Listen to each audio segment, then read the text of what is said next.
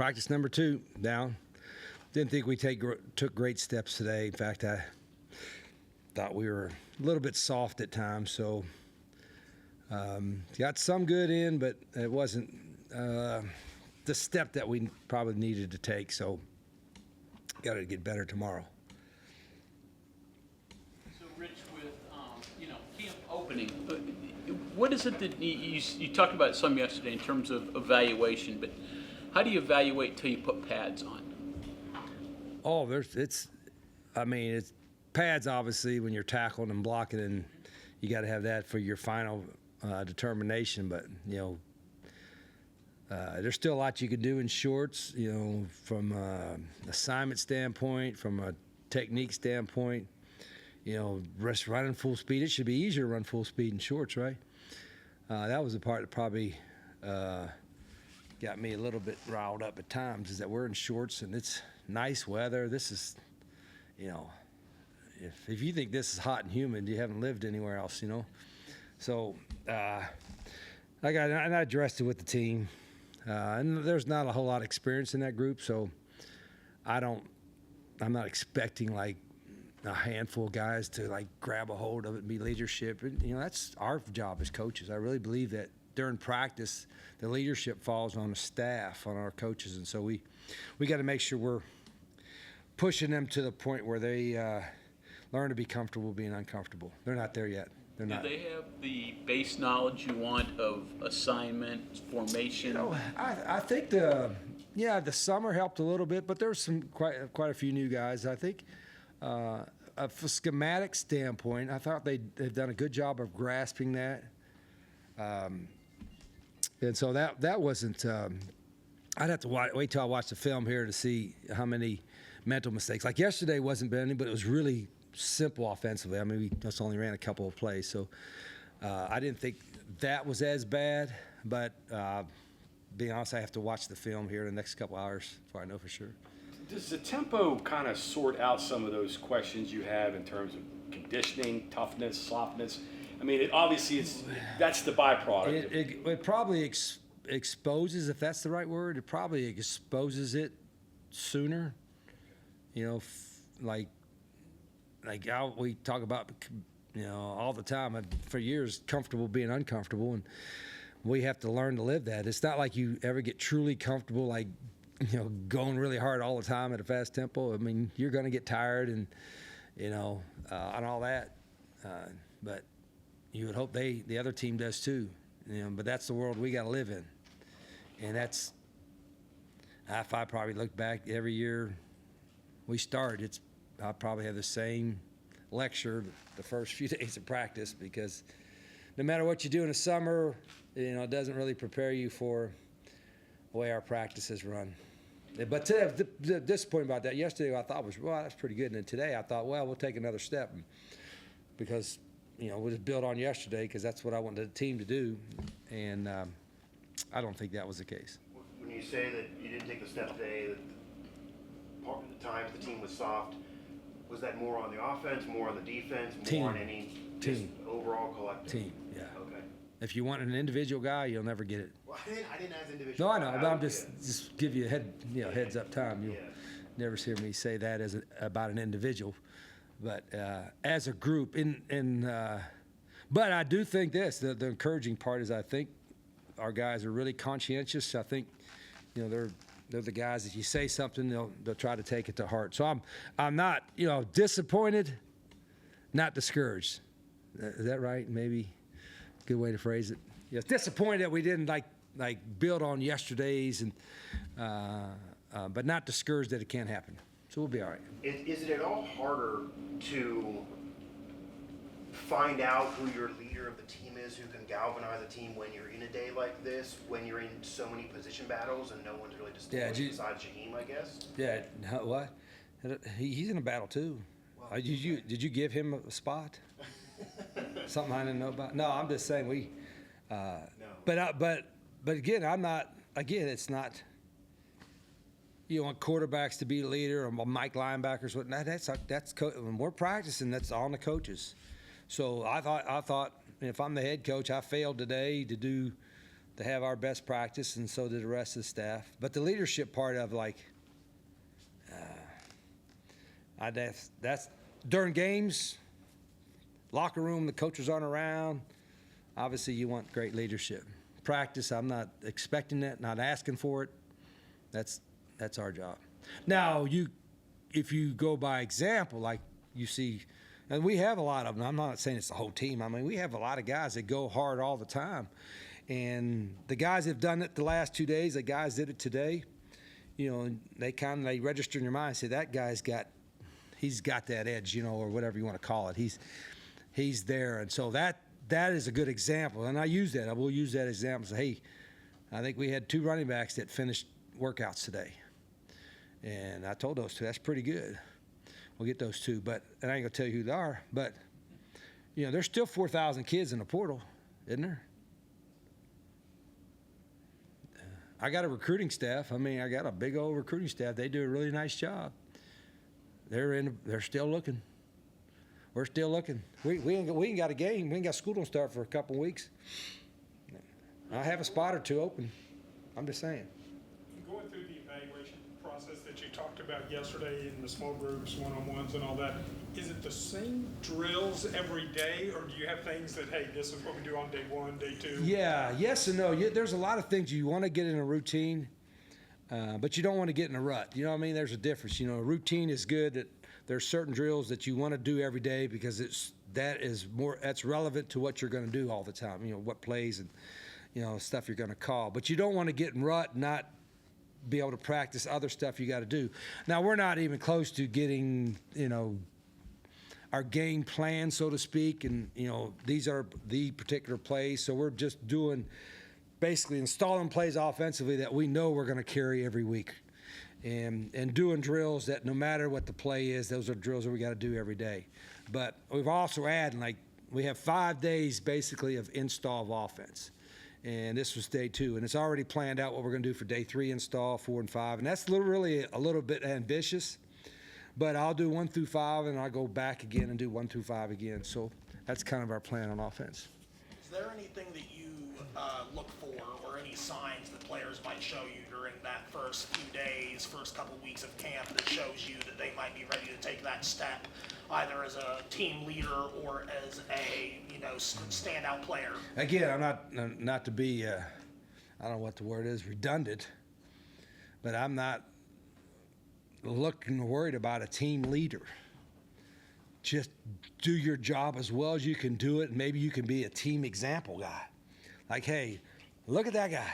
He'll never take a playoff. He goes hard all the time. And then you could call that's leadership, I guess, in a certain way too. So that's not leadership. But I don't need that. I don't need that guy to be rah whatever. That's for our style. But part of it is, it's new to our guys, and so when it's new, you're a little anxious about knowing exactly what to do, how practice goes. But this was the same practice as yesterday. See, that's why I get a little bit more. When you have different stuff in practice, like tomorrow will be a little bit different stuff, and you have something new, a drill, whatever you're doing, that's going to go probably a little bit slower or what have you.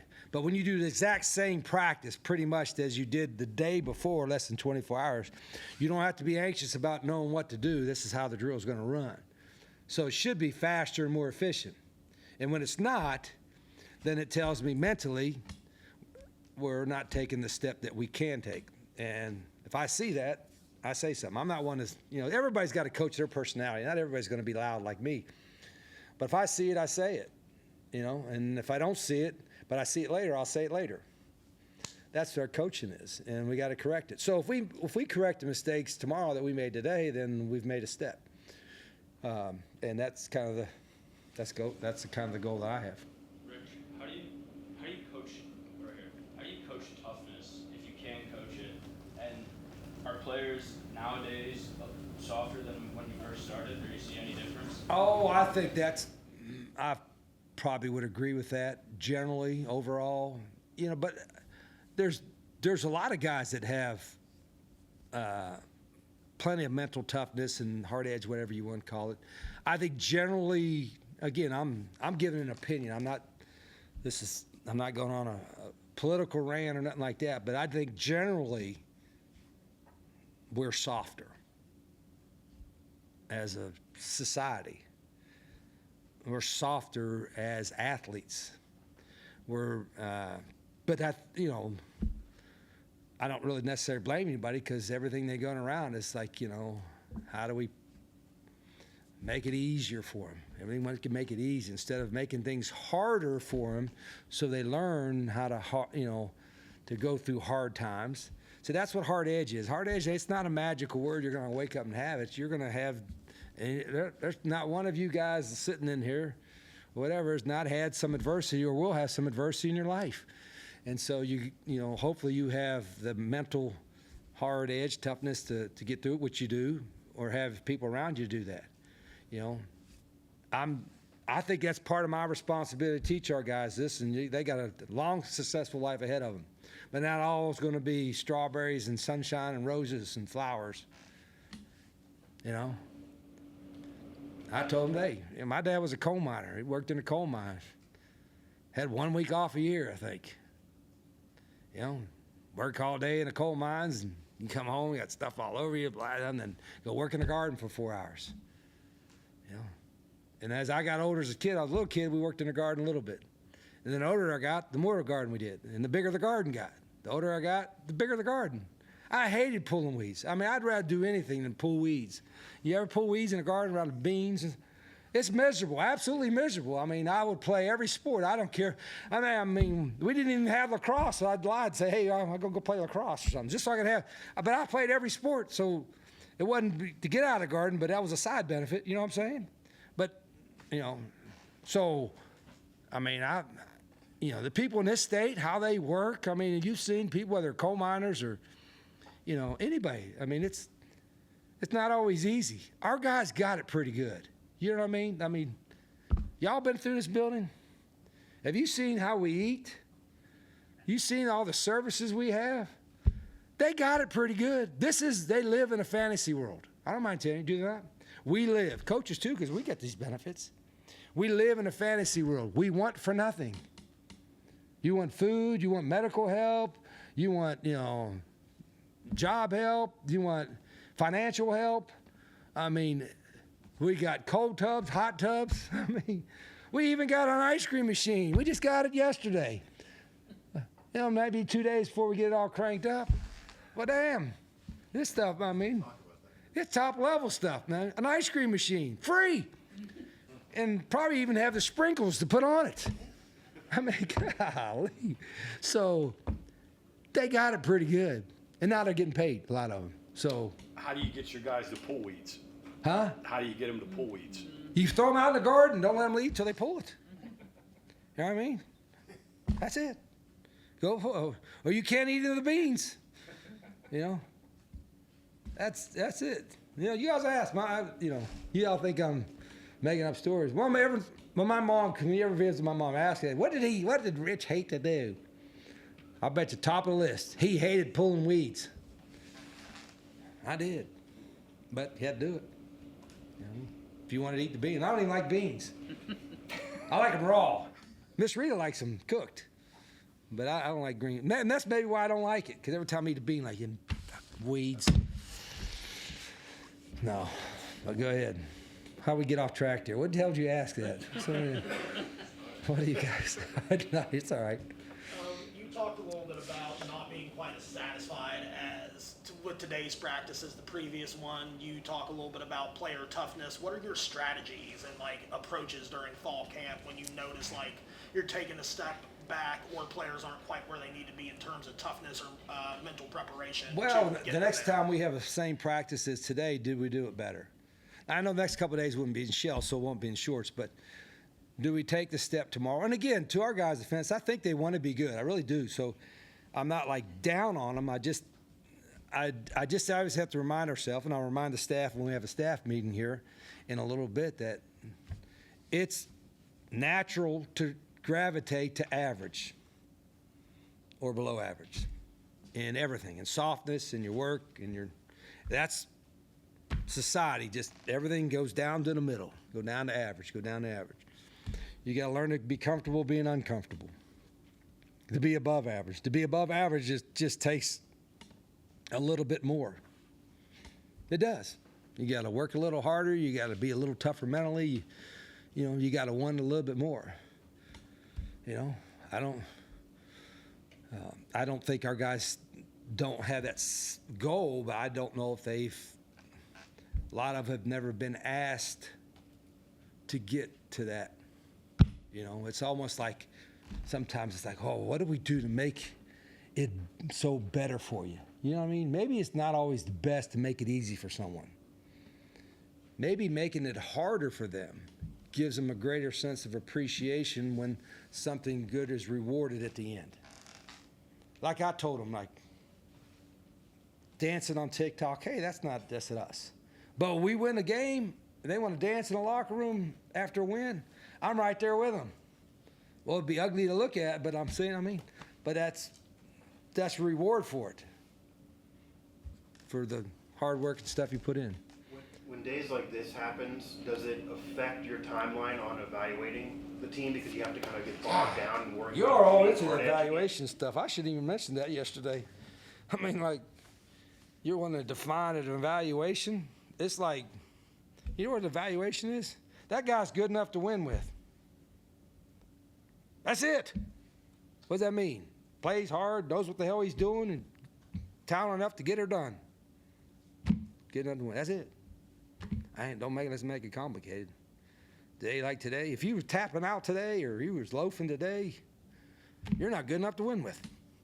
That's easy to evaluate. You know what I'm saying? Not rocket science. Bruce, the running backs making it through practice. I'm just curious what you meant by that. Was like an extra workout after practice? Did everybody just not? Did they get an extra workout after practice? You said two running backs made it. Punish myself and the coach? No. I'm just curious what you meant by you only had two running backs make it through the workout.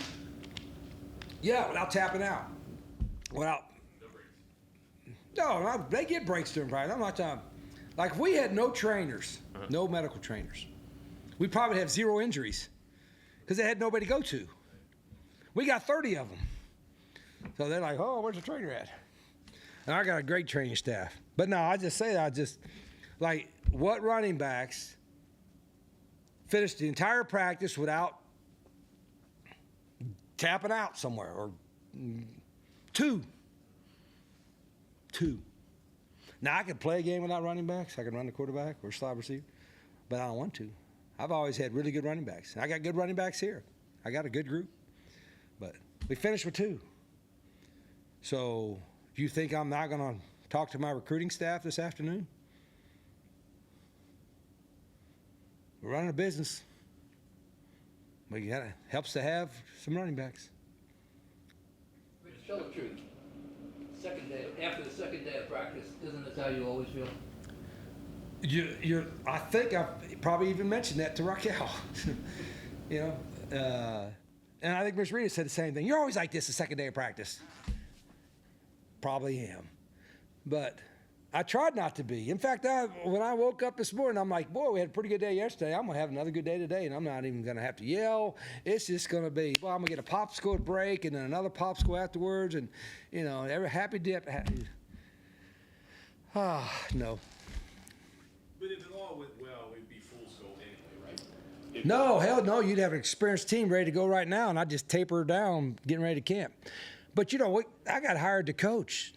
We got hired to coach. We got hired to take these guys where they can't take themselves. You see what I'm saying? There's where the difference is. Me, I don't ever give up on it. I ain't give up on no kid. I ain't give up on no coach. I was hired to take this staff, these players, and this program where they can't take itself. That's why I get paid good money. And I ain't feeling sorry for myself. I remind myself that's my job. My job is to do that, and I will do my job. In these last 2 days of practice, in regards to the tight end group, what have you seen there? Things you've liked, things you haven't liked? Fairly athletic. And we do a lot more with our tight ends than traditionally. Our guys are in line, they're split out. So we're a lot of 11 personnel. A majority of the game. So, our tight ends, it's become a position really in the last 7, 8, 10 years on our offense that kind of guys that did a little bit of everything. So we got a lot of new guys. We got a pretty good group there.